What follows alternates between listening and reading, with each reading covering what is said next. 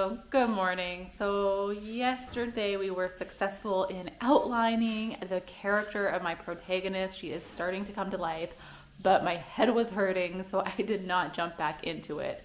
Today I need to pack because we are moving from Chiang Mai to another city in Thailand, and we've actually been at this apartment for a month, so lots of our stuff is everywhere. But I'm going to do some writing this morning. I am going to open the other main character and see if I can figure out his backstory a little bit more. Yesterday I went swimming, so my head doesn't hurt as much anymore, and I think I'm ready to outline him. So I'll give you a before of what everything looks like. Packing. This will need to be packed. Okay, this is the before.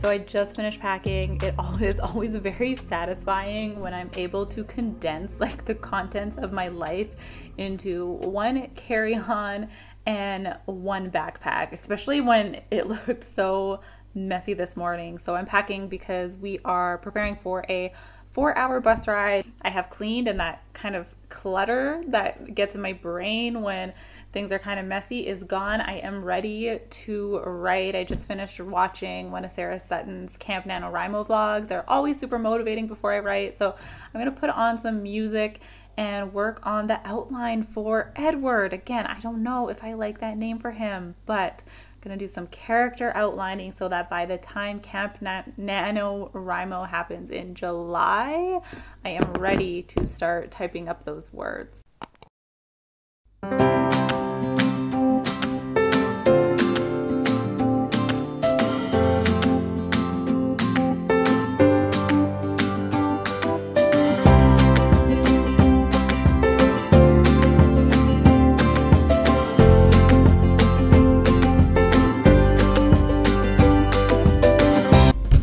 I'm so excited.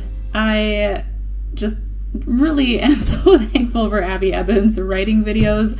I finally figured out what the heck is going on with Edward and what his backstory is, and he's quickly becoming my favorite character. I mean, I only have 2 so far, but he's a pretty cool guy. So anyways, I figured that out. I used Abby Ebbins' How to Find Your Character's Misbelief video, and I also used a little bit of the How to Create a Character profile. I picked and chose some of the questions I like for that one.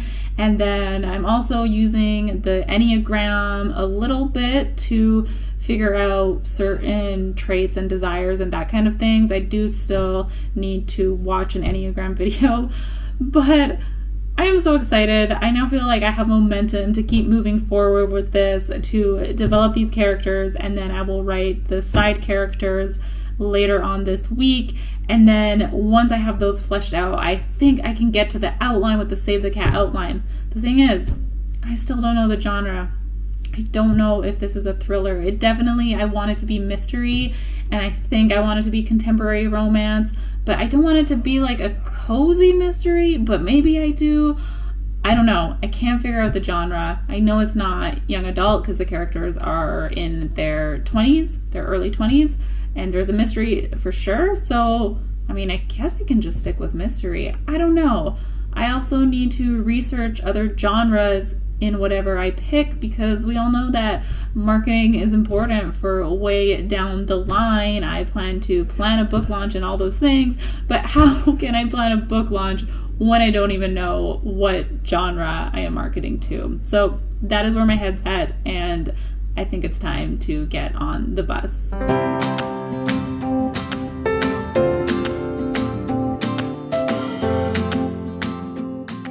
Look at the pillows of this hotel. This is like some sort of Andy Warhol cat art. I don't know if it's Andy Warhol, who knows, but very cute.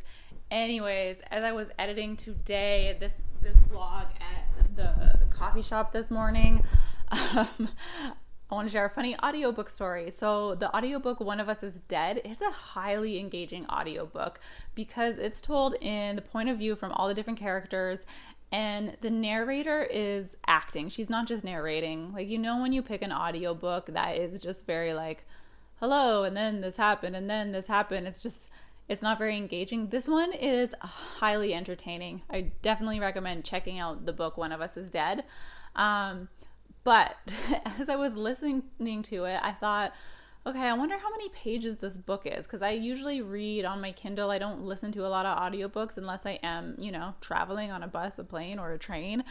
And I was like, I'm going to open Goodreads to see how many pages this book is. So I remember that my friend had read this book in the past, and when she read it, she said she wanted to find a spoiler. She wanted to find out who was dead, and she couldn't find any spoilers. And because she couldn't find any spoilers, she wrote a spoiler on Goodreads. However, at that time, I was on the Goodreads desktop, and I looked on Goodreads, and her review was hidden, so I didn't see what happened. So this time when I was checking Goodreads on my phone, I go to the synopsis, I read it, and then I'm about to click like read more or something because I think that's where it would list the page number. But instead of seeing that, I see my friend's Goodreads profile, and it's not hidden, and it says blank dies with the name of the character.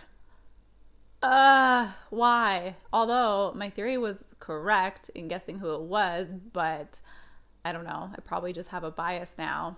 It's so sad, but so funny. She had typed more as to why this person died and what the details were, but I was lucky enough to not read that part, and I'm still going to continue listening to the book, but I really don't like spoilers. Like, I will only read spoilers if I'm going to not finish a book. Anyways, it was very upsetting.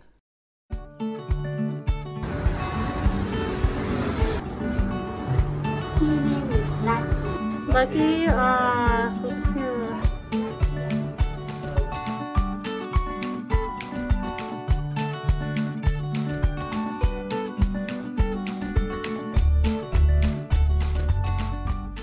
This hotel is adorable. It is cat themed, which is honestly the reason I chose to book it. This poster behind me, nobody is too busy. It's just a matter of priorities. And we have cats FaceTiming themselves. Not FaceTiming, taking a selfie.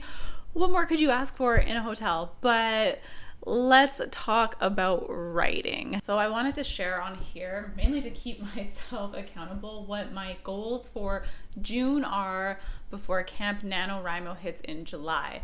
So I hope that by the end of June, I can develop my two main characters, and then any side characters that come from that, I'll be able to write their profiles. I think it's not going to be hard, but it's just a matter of sitting down, and writing sprints are my friend, you know. So let me know if you do any writing sprints in the comments below. Yeah, like I said in my last vlog, if you've seen it, I haven't written fiction for so long. I used to love it as a 14-year-old, but I am now much older than that.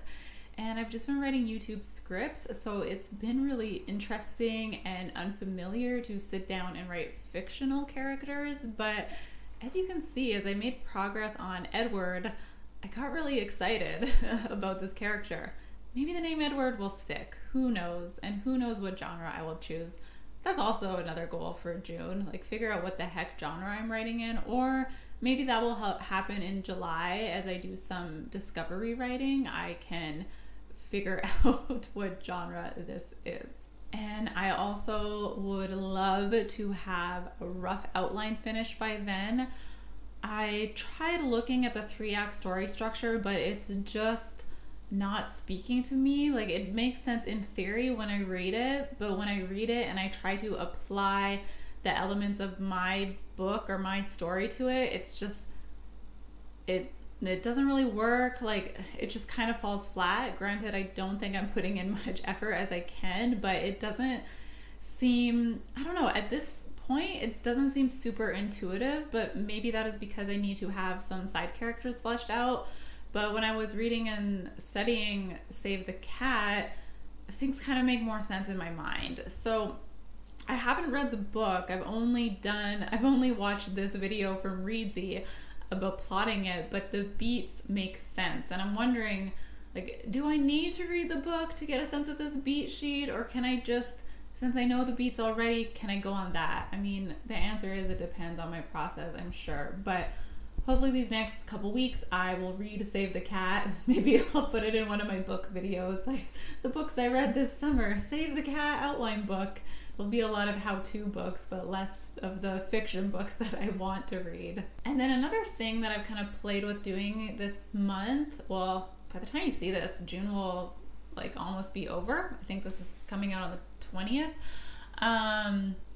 Maybe writing a zero draft, but is that cheating? What are the NaNoWRIMO rules? I mean, I don't know. I'm not super strict on rules, but can I write a zero draft in June and then in July start working on my first draft? I mean, it doesn't really matter. Like, at the end of the day, it's my story, it's my novel. It doesn't matter how I do it, but yeah, a zero draft might be an option.